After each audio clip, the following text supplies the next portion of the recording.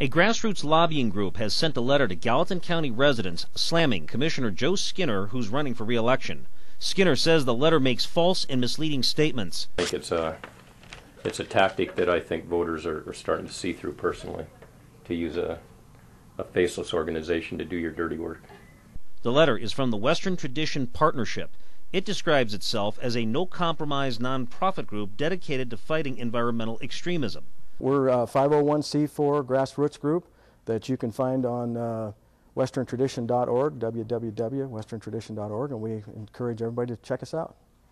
In that letter, Fuchs claims the county budget ballooned over the past few years under Skinner's watch. Yes, the county total budget for this year was $130 million.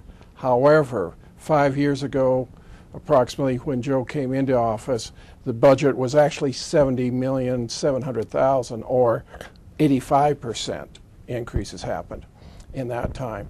They are comparing county operation budget to the total county budget, and that's very misleading. I think the discrepancy probably comes from the politics that gets into play in this type of situation. The treasurer works with Commissioner Skinner. We took our numbers directly from the commissioner's budget presentation. WTP's letter also accuses Skinner of taking tax money to lock up development rights. Well, my family did, before as commissioner, they did do a conservation easement using open lands bond money.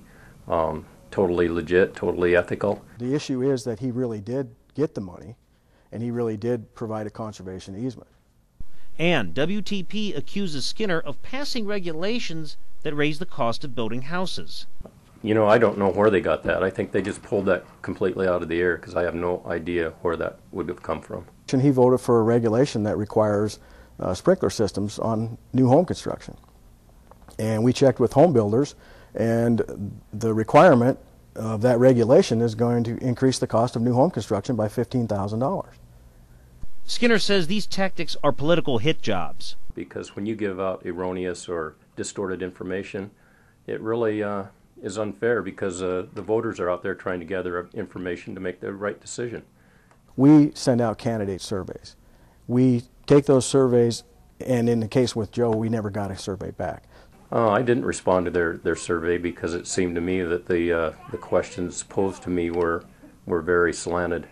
WTP, in its mailer, claims it does not expressly support or oppose candidates, but in that same mailer, it asks recipients to ask Skinner to come clean on his agenda, while asking recipients to thank Skinner's challenger, Scott Sales, for his positions. We don't tell them who to vote for.